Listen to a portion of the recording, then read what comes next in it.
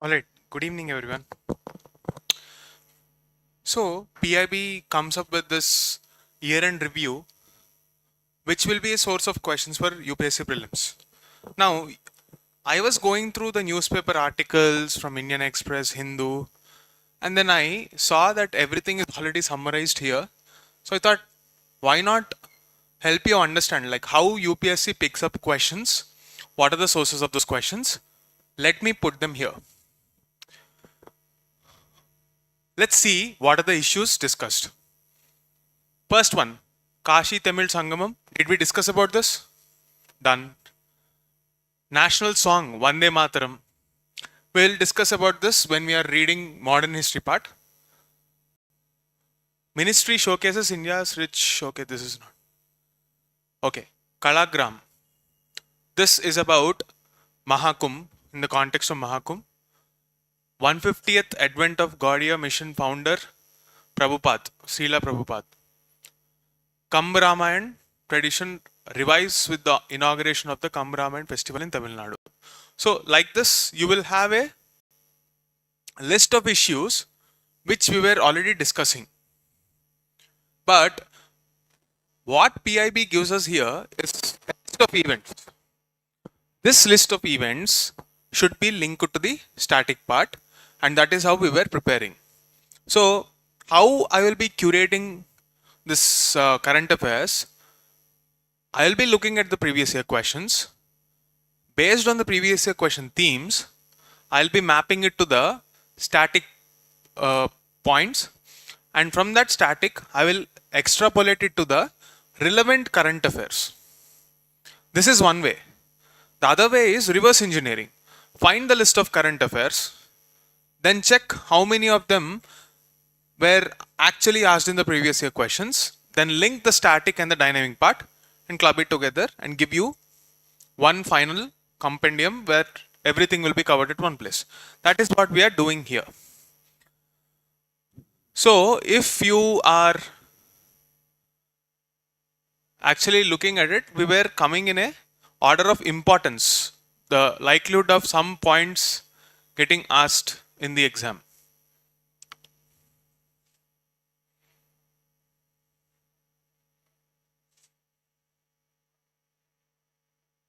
All right. So that is what I was explaining here. Generally, when you look at the medieval India questions, what are the main themes UPSC picked up? One, if you find any news which is like an anniversary, they will pick up that news, link it to the static part and ask questions from that. So let's say, for example, if Kabir Das is in news, you have to go to the static part of Kabir Das, link it to the previous year question themes, combine them together and revise along with the current context. That is how you will be getting questions. For example, in the past few years, you got questions about Ramanuja because of Statue of Equality. In the year before that, because a Prime Minister visited certain temples, those were in news, and that's why you got some sacred geography based questions. The year before that, many years ago, like there was discussion of Buddhist tourism circuit.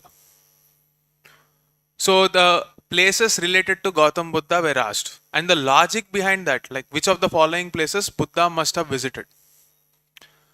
So there was a logic behind that which connected history to the present context.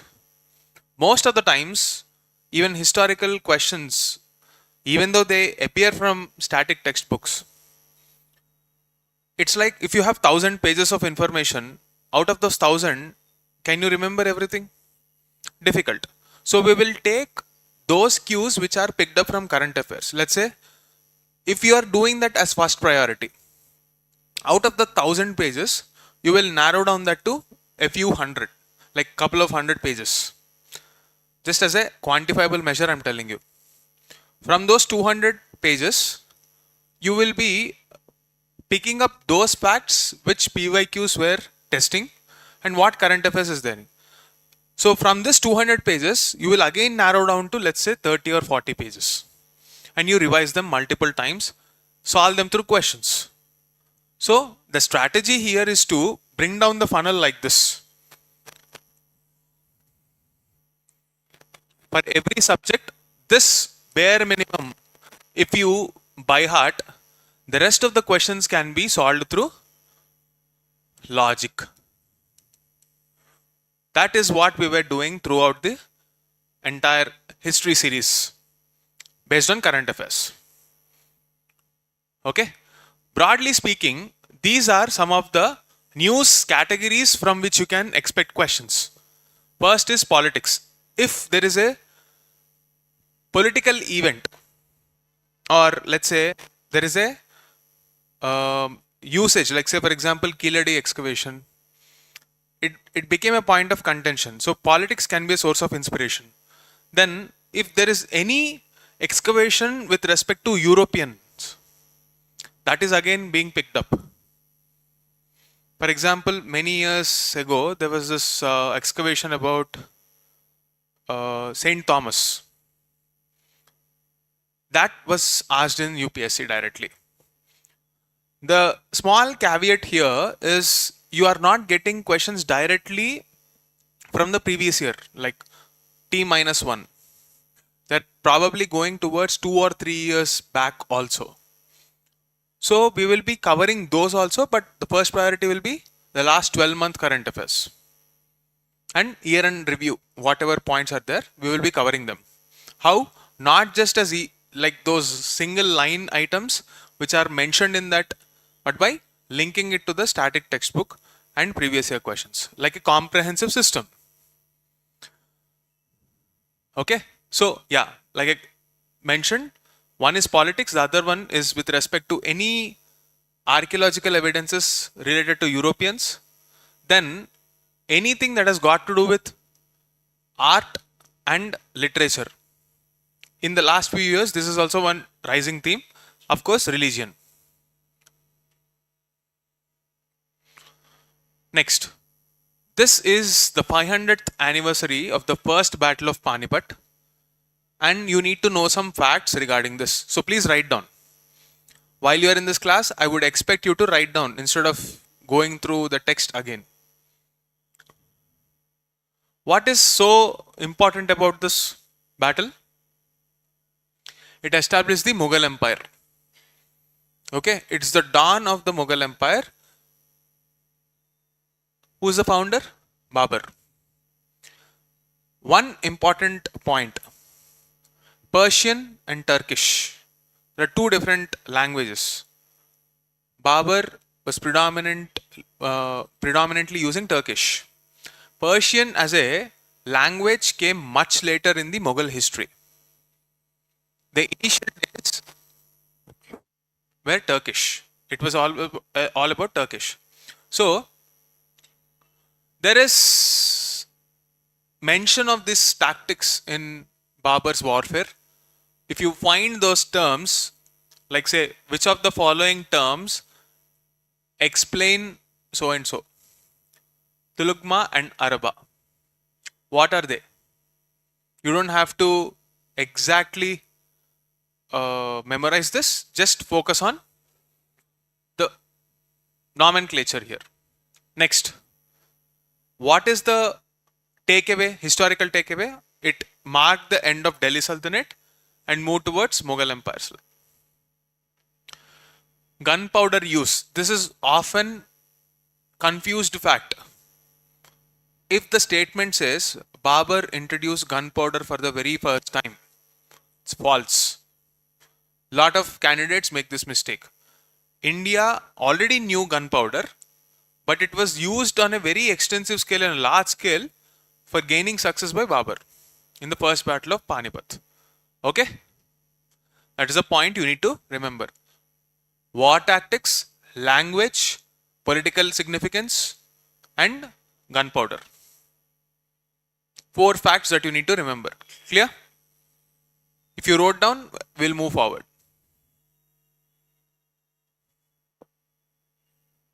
Next. I was talking about Ahom Kingdom. Okay. Assam. What is the source of their chronicles? Buranjis. Okay, you have to remember this name, Buranji. Basically, in Assam, you will find Charaidev Maidams. Basically, they are like structures which were given UNESCO status, World Heritage status. They, what do they signify? Like generally, when you see these mounds, what do they signify? Burials. What will they give you about that society? What clue will they give you about that society? Okay. They believe in afterlife. What else? They will give you the material status as well as their approach towards religion.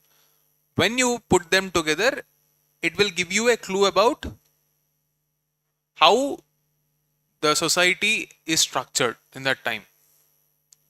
One fact that you need to know about Ahom Kingdom, I'll give you a statement. They were always following the Hindu rituals or Brahmanical traditions. True or false? True or false? False. Because in the initial days, they did not have an organized religion. They were following animistic beliefs. Okay, so the religious aspect of this kingdom becomes very important.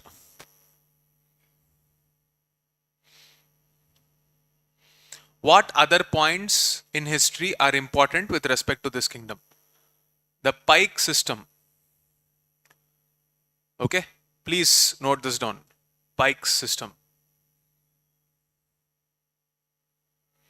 See, this is not just a military system. This is not meant only for defense. Here, there is a rotational basis. It is basically manpower that caters to both military needs as well as administrative needs. So if you get a question stating that in Ahom Kingdom, pike system is only for military, false. This is the uniqueness of this system. It is dual use and it was based on rotational strength. Okay. Battle of Saraigat. Please note this down. See, this is a title, Borpukan. In Ahom Kingdom, you will have a viceroy or an admiral as a part of the military who's like a leader. The name of the person is Lachit, and in the Battle of Saraigat, the Mughals were contained. This kingdom happens to be one of the rare places that Mughals couldn't occupy because of the difficulty navigating that terrain, which speaks a lot about their warfare techniques. If you see someone retaining hold over a small geography, it is probably got to do with the war techniques leveraging the geography. Okay.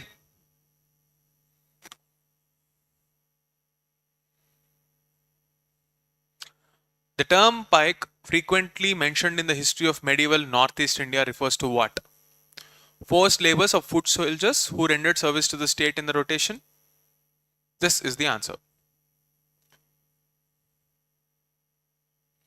Next, what other facts you need to know? See, basically, these are the people who came from Burma. You don't have to remember the names of the kings, etc. But look at the geography. If you are preparing for Indian geography, you need to know the order of this landforms from west to east, east to west, north to south. When you are preparing history, it is a good opportunity for you to go back to those geographical elements. Now, take a look at this. Patka Hills. Where will you find Patka Hills? What can you explain the northeast hills from west to east? From Meghalaya till Arunachal Pradesh, what are the various hills? Garo, Kasi, Jayantia. From north to south?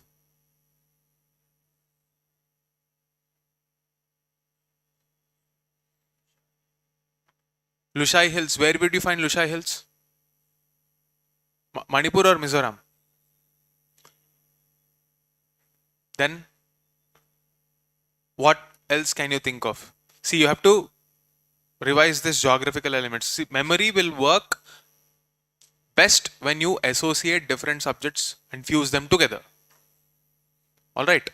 So geography should always be clubbed with history, and whatever opportunity, international relations, you should prepare it like that.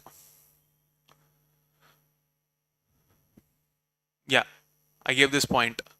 Detailed chronicles called Buranjis were, giving us the details of this Ahom kingdom. So you might get a direct question. The term Buranjis in news refers to which of the following? Should be able to identify. This is also a question that was asked in UGC net. That is the reason I am mentioning it here. Now, what is the pike system? It's a forced labor. More like conscription. I wouldn't say exactly forced labor, but conscription is mandatory. Like everybody in the country in times of emergency should contribute to the nation. Something on similar lines. Every adult male was a pike, obligated to serve the state in military or public works. Remember this, military or public works, both. Next. So there were something called goats. 3 to 4 pikes clubbed together, they were moving around. One served while others managed the land, and this is a cyclical system, just to ensure that communal living is there. And this system was apparently the reason for their social solidarity. There was strong unity.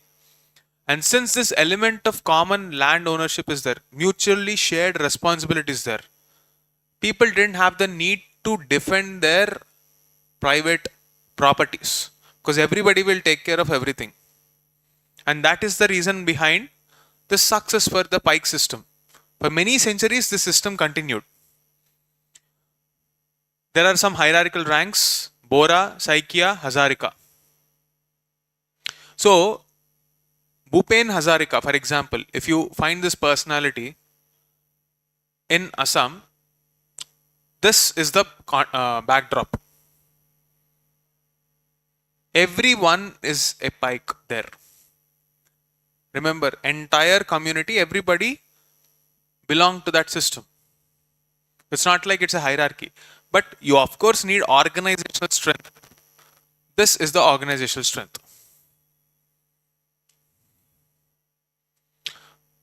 If you have to talk about the historical nature of the conflicts that this region faced, most prominent one will be the conflict they've had with the Mughal Empire.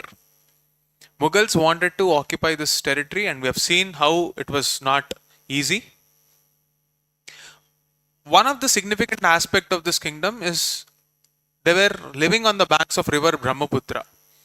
So they used this river's geography to their advantage. They had a very strong navy strategy and they used it to their advantage. We spoke about the Battle of Saraigat, where Lachit Borphukan was able to neutralize the Mughal forces. Another one is Battle of Itakuli. Just remember this. Where is this Manas river? Where exactly? What river, what national park can you find? Manas National Park. Okay, so if you get some traps regarding this, what are the list of traps that you need to focus on? Firstly, The pike system was purely military. True or false? The Mughals eventually conquered the homes. True or false? False. A home religion was always Hindu. The British defeated the home king. No. This fact I did not cover. If you go to Spectrum and look at how the British dealt with the Ahoms, you would find this Treaty of Yandabu. They tried to get rid of this people and occupy that region, but they could not. So what did they do? They came up with a treaty and said that please don't attack us, we will not attack you. Something on those lines. Next up, Charaido Maidams. These are just for the kings. Yes or no? Technically, yes. And in fact, the status that UNESCO gave was for this royal Maidams only. Like it is meant for kings. The way they were organized, the Charaido Maidams were majorly for the Ahom kings. So the answer is yes. And some additional facts. See, this is purely factual. But why is it that they were having this strategy? You can link it to geography. Take a look at this. The use of bricks and organic cement was found in this region. Why do you think so? Why did they adapt? Like it was way back in 1200, 1300, and yet they used bricks. Why? Any idea? Where are they staying? On the banks of river Brahmaputra. How likely are you to find rocks on banks? You will find clay, alluvial soil, silt. So you have to use the local geography, right?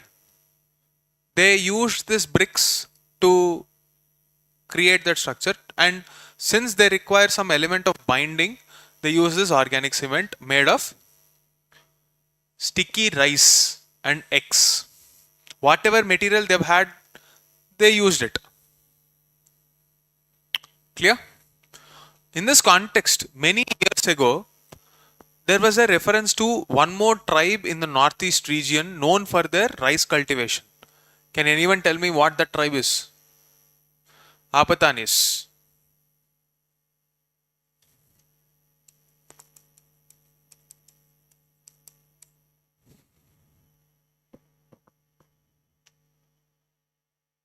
But these are in which state? Arunachal. But they are also known for their rice cultivation.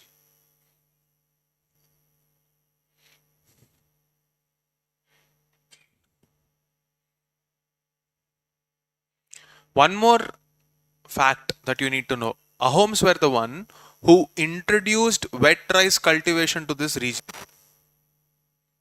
Clear?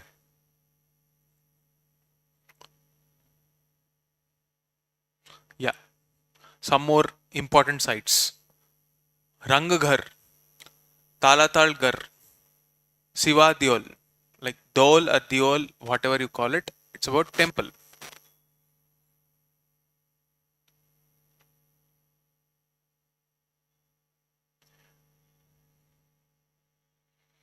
Quick revision, the facts that you need to know. Pike system was not purely military. Mughals did not defeat them. Basically, no one was able to defeat them because of the geographical barriers.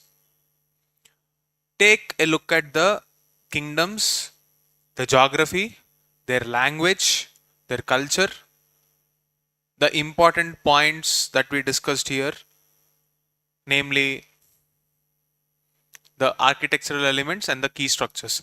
These points, you can find reference in the newspapers, but these are missing in NCERT. However, if you dig deeper, how many of you know that there is a dedicated NCERT for Northeast? Are you aware of this? Nobody is aware. I'll show you.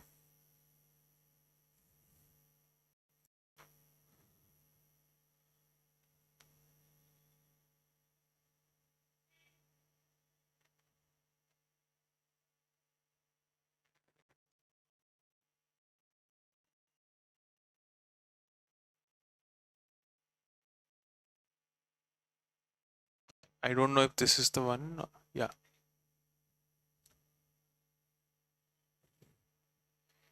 Are you aware of this book?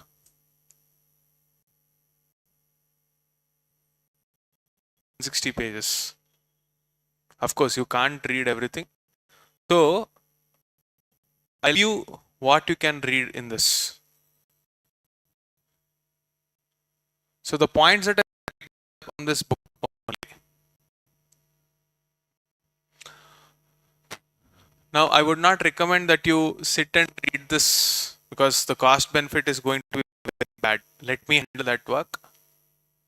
Just focus on reading this points which are I'm giving.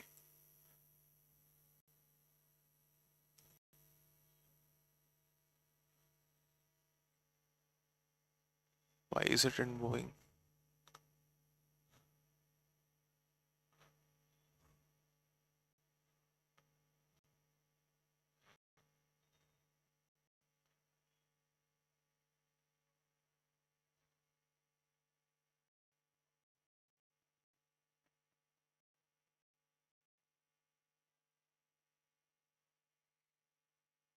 In fact, if you take a look at the 2018, 19, 20 questions, they were directly picked up from this textbook.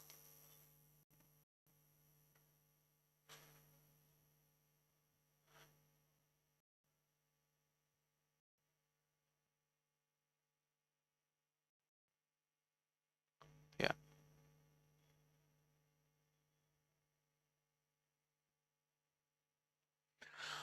Why is it called the land of blue mountains? Any idea? What is the language of Manipur? Any idea?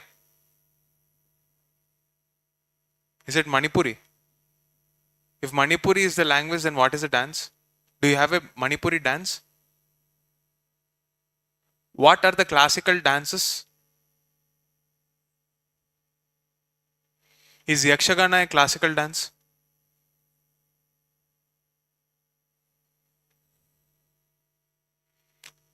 See, UPSC has a tendency to replicate how it asks questions in UGC net also. Verbatim questions were picked up in UGC and they were copy paste. For example, in 2020 there were some very random terms. People started to go and check in IGNO, etc. from the Gupta period. But you can always go back and introspect and then find out new sources of information. But if you continue doing that, you will always have some deficiencies. Information cannot be the tool to get over and clear this exam. So the point of showing this is NCRTs themselves are enough for a lot of topics. But how can you prepare them when so many things that you were never taught, if you continue to chase them now, you will lose basic marks. So when you are preparing here, I am collating facts from these many sources and putting it in front of you, so that you don't have to study again. Okay, I just wanted to show you the source of these facts. Next, 650th birth anniversary of Sant Kabir Das. How did I pick this up? I picked up from this news only.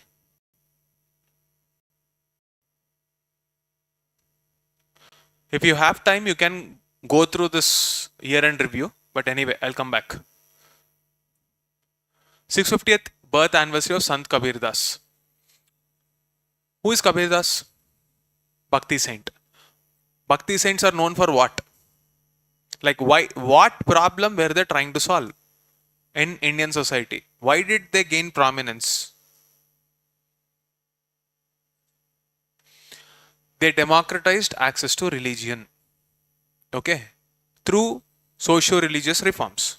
What are the facts that you need to remember? First, you understood the context. Context is the democratization of access to religion. What are the facts you need to know? Kabir Das advocated for something called as Nirguna worship. What do you mean by Nirguna worship? Formless worship. Okay.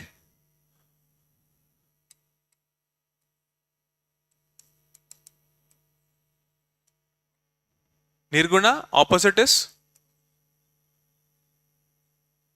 Yes.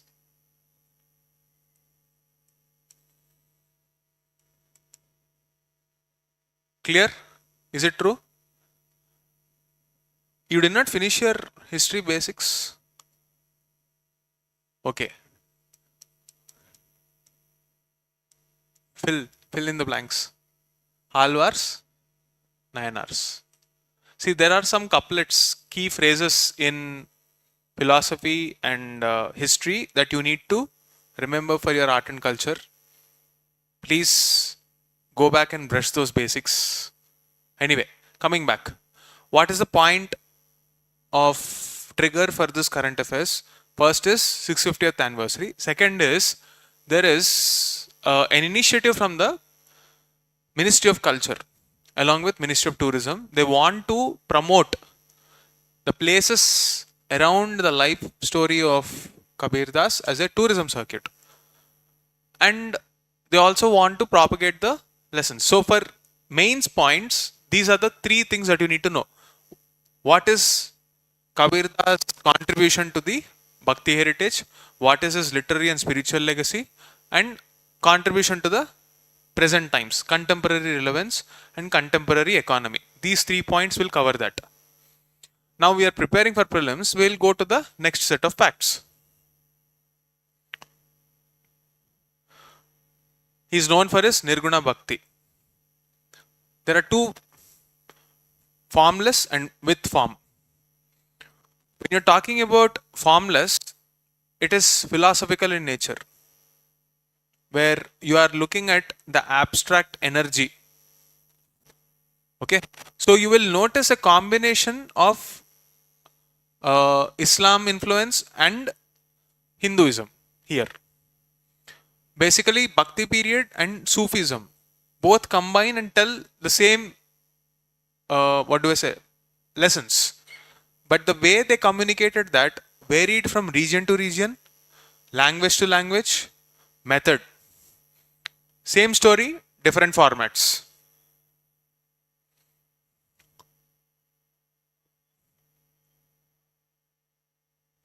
Okay. What is his religious stance? He was against both Islam and Hinduism. Primarily, he believed that both had good things, both had bad things. Okay. So, the major takeaway from this is that unifying theme, and indirectly the lessons of this were incorporated into Sikhism also. So, if you have to understand how to use this context for prelims, you should be aware of some traps that UPSC can ask. Let us look at the traps now directly. Point number 1. Kabir as Saguna Bhakti.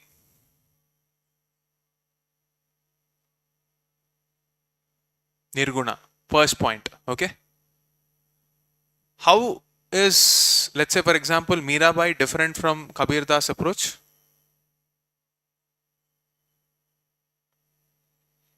That is Saguna Bhakti worship. This is Nirguna Bhakti worship. If you don't know the background of it, please go to your 11th class and 12th class NCRT, Bhakti period. Read that entire 30 pages NCRT. There are many facts within that which can be asked as potential questions. Apart from that, the previous year questions and this news items will together be asked as questions.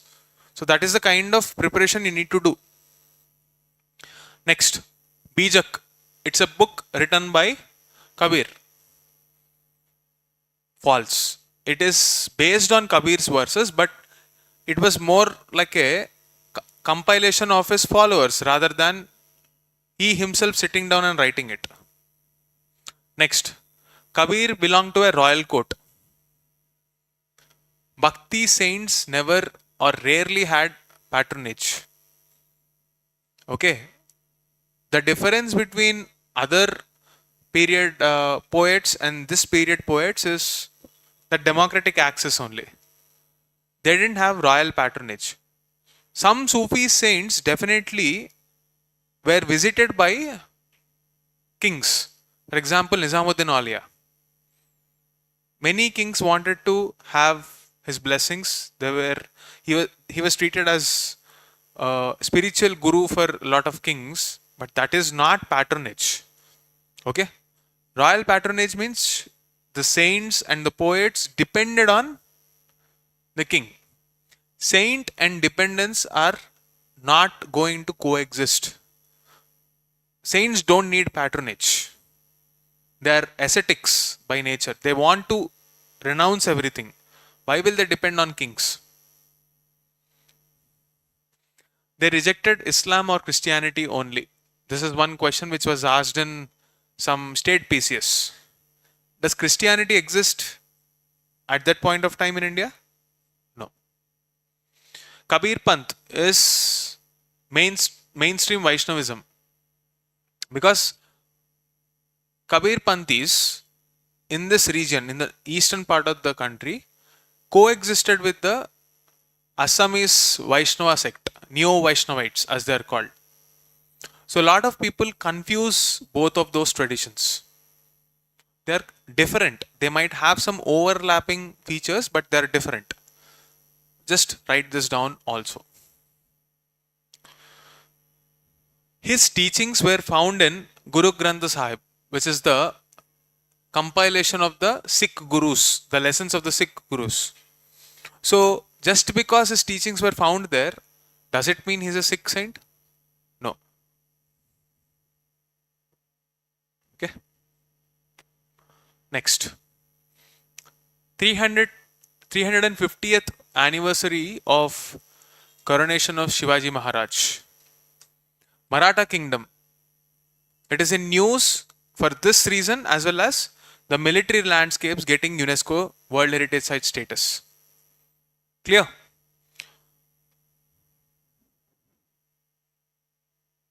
Now, in the context of this Shivaji Maharaj, you will notice the word Swarajya.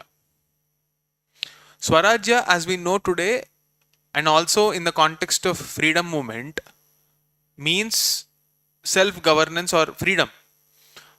At that point of time, it was not just about an idea, it was denoting a complete governance model. Of that model, you have Ashtapradhan. Key functionaries in the Maratha context. Okay. So the council of 8 people, they were advisories to the king. Of course, the king was the main decision maker. It's not like a parliament where prime minister is there and a collective responsibility is there. They just had advisory roles. We're still talking about a era where feudalism and land ownership and kings were predominant. So you wouldn't find any collective responsibility. There are 2 facts that people often get confused. Chauth and Sardeshmukhi. What are these? These are taxes. But is it for the people inside the kingdom? No, it is for people outside the kingdom. Chauth is a kind of a tax which will give protection from attack. Like Marathas didn't want to attack some kingdoms. Therefore, in exchange for that, they were constantly seeking a tax called Chauth, 25% of the land revenue. Next is Sardeshmukhi. This is 10% more additional levy. This tax was more like a hereditary right. Let's say for example, if there is a power transition from father to the son. That property is transferred. It's like 10% extra hereditary tax was supposed to be paid so that it symbolizes acceptance of Shivaji Maharaj as the king. So these 2 points people miss. These are the couple of taxes levied on people outside the major territory of Marathas.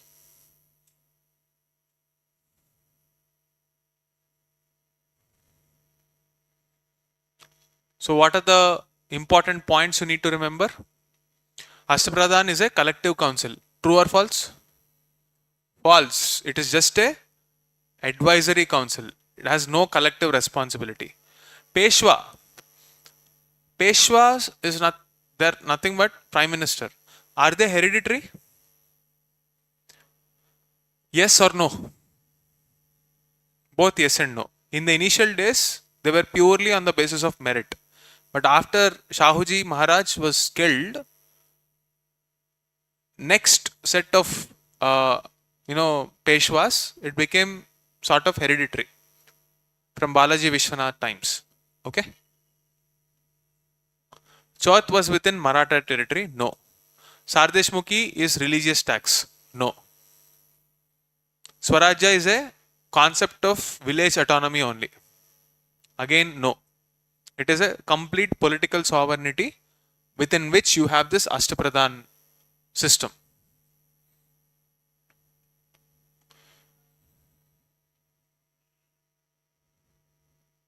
Okay, one more thing you need to remember. This ceremony of coronation in Maratha history, for the very first time in a very, very long time for that region, gave not just a symbolic independence but also complete political and administrative independence. Till then, Mughals were acting like, this concept of Mughal suzerainty.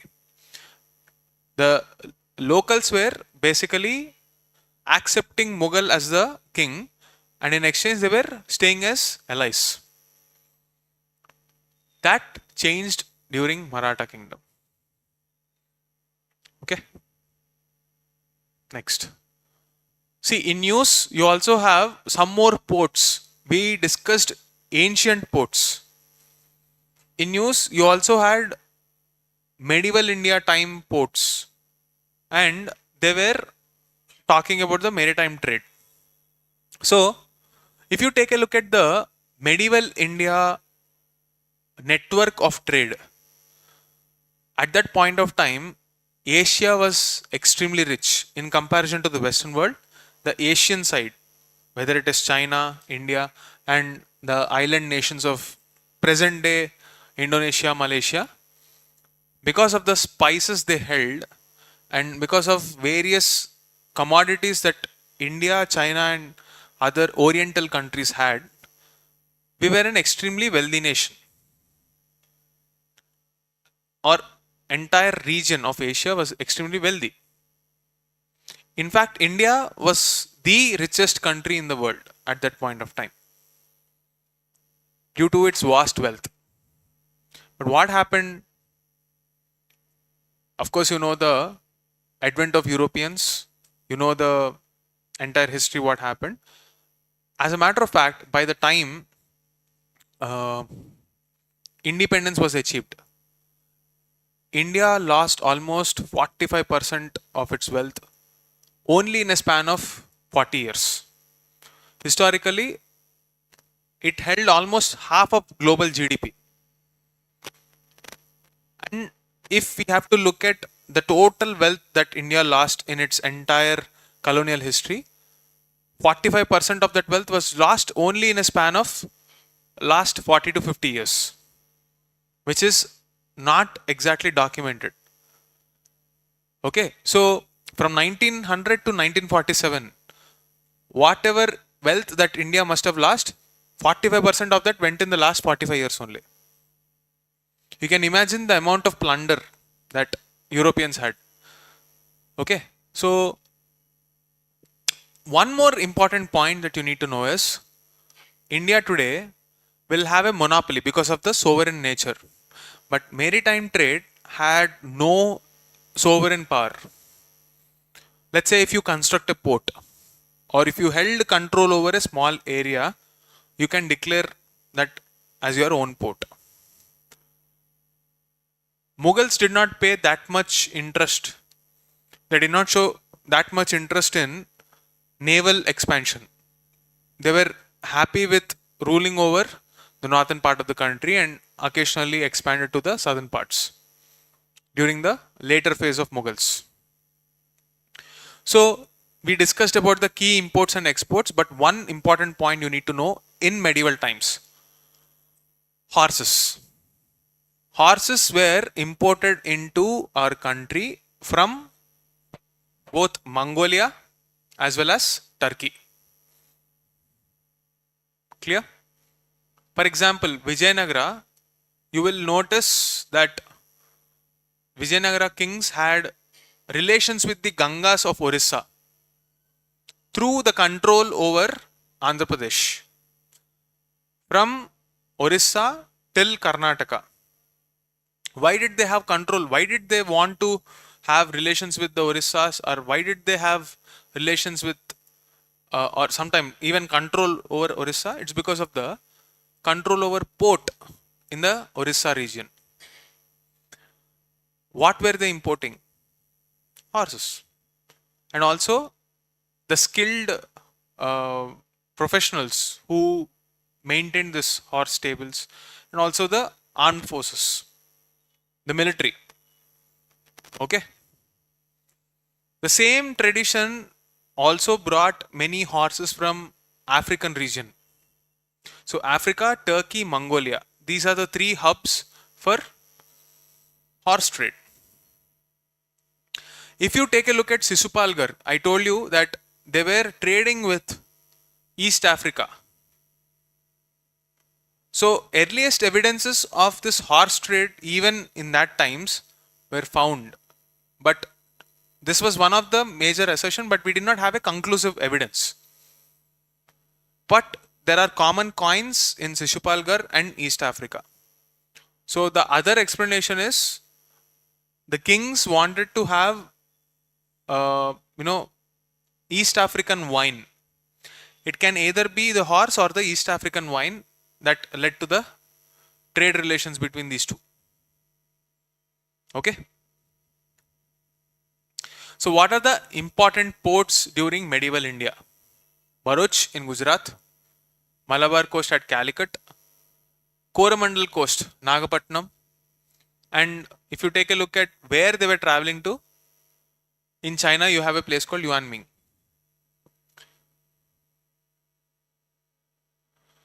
One more important point that was in news: merchant guilds in medieval India. What are they? Again, you will find the mention of this in Tamil Nadu NCRT, SCRT also. Nana Deshi and Manigramam.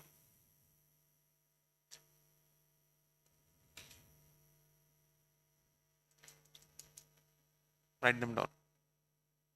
Nana Deshi and Manigram. So what do you mean by Nana Deshi? Nana, as in if you are from south, you will understand it is many.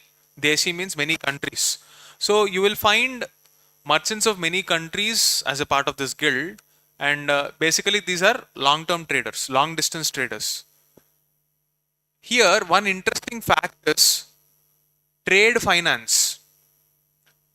For example, even now if you are into trading, you will notice payment cycles. There is a difference in when you will receive goods and when you will make the payment. It is based on mutual interest. Let's say for example, I want to sell some cotton textile. I will have to give some initial capital. For the first transaction, the cotton textile provider will give me, I will have to pay money and give me the stock. I'll take the stock. Once that is successful and once the relation was formed, there was an element of difference, time period difference. I will give away the stock now. You go sell, make money, make profit, and then pay me back. This mutual understanding was there. And you need trade guilds for facilitating that mutual understanding, and those were Nana Deshis. The reason why they had multiple countries is because it's like a forum where you are promoting your product. It's like today we have trade expos.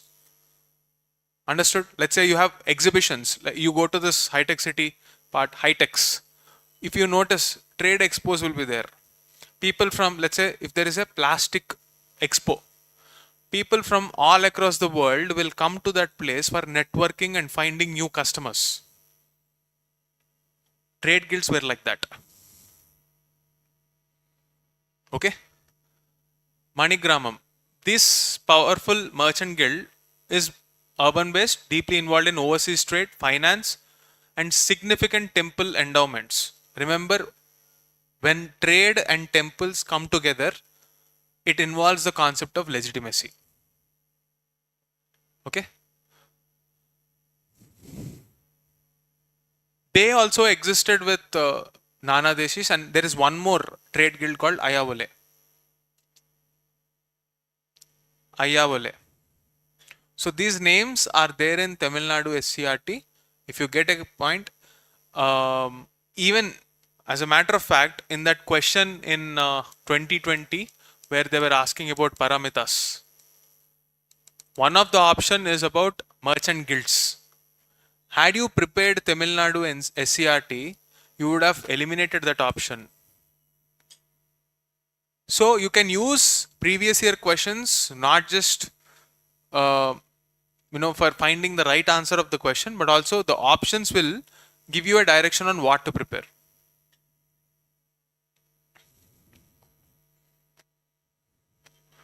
Next. So in Jaipur, there is a release of this work called Rasamnama. It's basically translation, Persian translation of Mahabharata. It was commissioned by Akbar. Now, here you have to understand the historical concept Maktab Khana. So Akbar was known for encouraging various cultures, various religions. So he wanted to increase the access of multiple thoughts into different languages. Let's say he was fascinated with the idea of Mahabharata and the story that it had to teach us. He wanted that body of knowledge to be accessible to people who read Persian. So that kind of religious syncretism was there during the times of Akbar.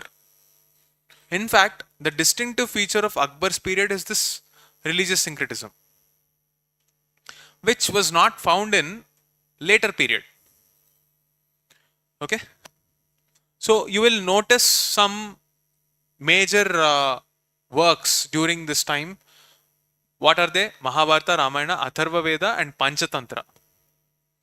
Please note them down. Which are the following works were commissioned by Akbar? He did not write them down. He commissioned them. He facilitated that. He funded that translation. Mahabharata, Ramayana, Atharva Veda and Panchatantra.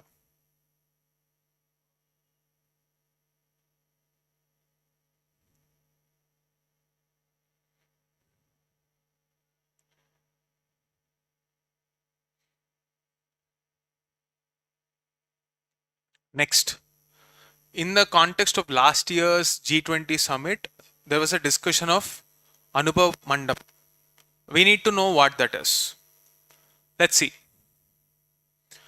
Recent G20 cultural summit showed that there was an early idea of parliament in southern part of the country. It's a deliberative forum. And this was there in the times of Basavanna. At that time period, there was something called Sharana movement. Okay. So you need to know Basavanna, Anubhav Mandapa, deliberative forum where discussions happened, the language part and what it stood for.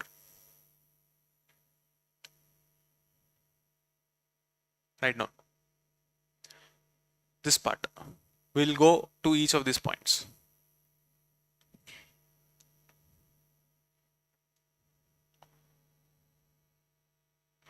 Now, when you're talking about the Sharana movement, you need to understand where it originated, what is the purpose, what did it give to the world. 3 points. It was under Kalachuri King Bijjala II at Kalyana. Where is this place? Kalyana? Karnataka region. Okay. So, you have to understand that regional kingdoms largely in the medieval time period promoted this bhakti ideas. Okay. Look at the time period, look at the predominant thought. At this point of time, if it appealed to the kings, they would encourage this idea of bhakti because it gives them legitimacy. So you would notice that this time period witnesses rejection of caste hierarchy, Brahmanical ritualism, and anything that has got to do with temple-centric rituals. Okay? So this is the Sharana movement. Now what about this Anubhav Mandapa? It is basically metaphorically treated as the first parliament in South India. A deliberative forum. So they recreated this Anubhav Mandapa in G20 summit, one of the meetings. That's the reason. One more point associated with this, Vachana literature. See, these are some facts that you have to by heart because they're in news. They might be boring to you, but you have to do it. Take a look at the names here. Basavanna, Akka Mahadevi, Allam Prabhu. They wrote it in Kannada, not Sanskrit. Please remember this. Always, medieval India, you are more likely to see regional languages. If you see any Sanskrit, it is mostly from central India, Madhya Pradesh region. Okay. Basavanna, Akka Mahadevi and Allam Prabhu, they were known for something called as Vachana literature, which is prose.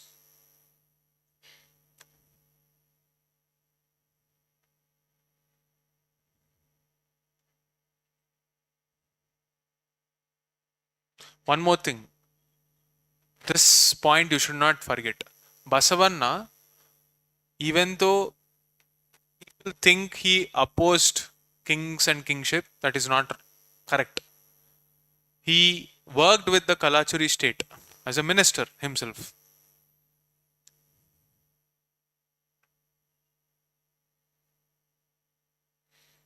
And Anubhav Mandapa is known for its inclusivity because it included even women.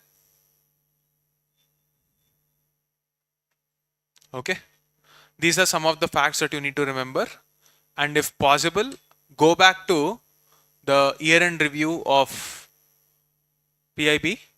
That will close our important takeaways from history, current, like linking the current aspects of history to the static part. Okay. If there are any more news items that we have to read, we will see in the month of March again. After this, we will be moving back to international relations, environment, places in news, and science and technology. This will be the schedule for January. After that, we will get economic survey. And of course, an economic survey will continue along with environment. Okay, that's it from my side. Thank you.